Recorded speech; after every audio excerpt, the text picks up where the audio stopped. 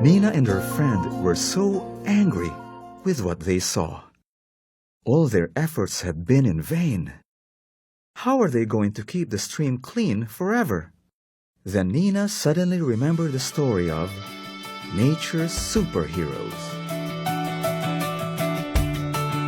There was a man in Japan who wanted nothing else but to color the earth green again. His name was Seiyei Toyama.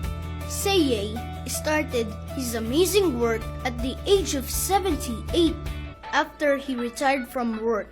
He was an agriculturist who studied how to grow plants on desert soil. He got this inspiration when he visited China when he was young.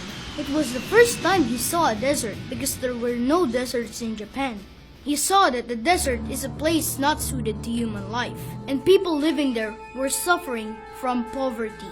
So after retiring, he returned to China to plant in the desert. Toyama went to Engbei and saw the severe desertification of the land there because of the floods. He realized that they had to act fast in order to save Engbei from being a complete desert. Toyama established the Japanese Association for Greening Deserts and rallied volunteers to plant in Engbei. The first batch of volunteers numbered 200. With his team of volunteers, Toyama succeeded in planting poplar trees and grapes.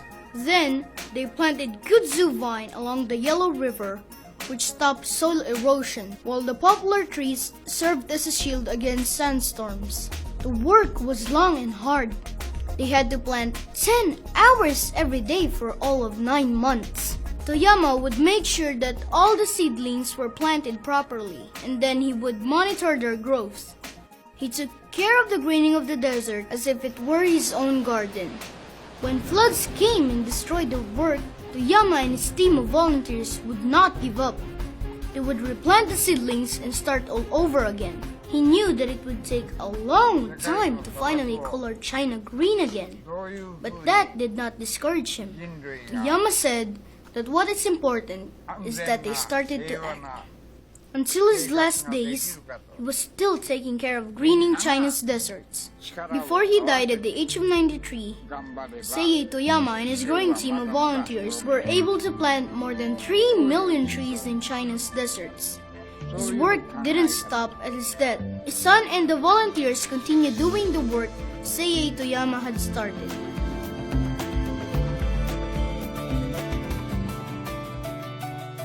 The Himalayas is one of the highest places in the world. It is home to the world's highest mountain, Mount Everest, and here is where Chandi Prasad Bhatt lived. In this high place, who would have thought that the forests have been denuded?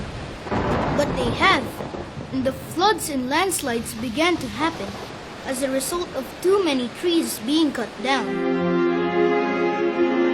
Chandi Prasad Bhatt knew he had to act fast to save the forests and the mountain villagers from floods and landslides. He started a group called Chipko Andolan, or Hug the Trees movement. The members were mostly women, who would literally hug the trees to prevent them from being cut.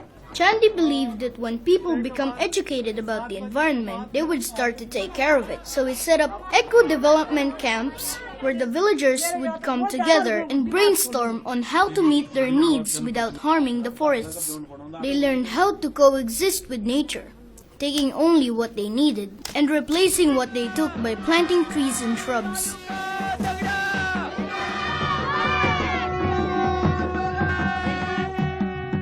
Because of man's greed, he has abused nature, killing it in the process. But our nature superheroes showed us that though it may take a long while to replace the damage we have done, as long as we act now, even though it's as simple as planting trees, our actions will go a long way. We can all save Mother Earth for future generations to enjoy. Nina had a bright idea. They would clean the stream, make the plastic bottles littering the stream into plant holders, and plant saplings in them. They showed their work to their science teacher that Monday. Their teacher liked it so much that she made it a class contest. The group with the most number of trees planted in the recyclable plant holders would get exempted from their final test. Nina and her friends asked for help from their parents, who involved the whole neighborhood in helping them win. They got the plastic bottles from the stream, cut off the top, placed soil in it, and planted a seed in each of the bottles. Because of the effort of the whole neighborhood, Nina and her friends won the contest. And the adults eventually realized how much fun it was to recycle things. They stopped throwing away their containers and started recycling. Soon, the stream was kept clean, and Nina and her friends had somewhere to play again.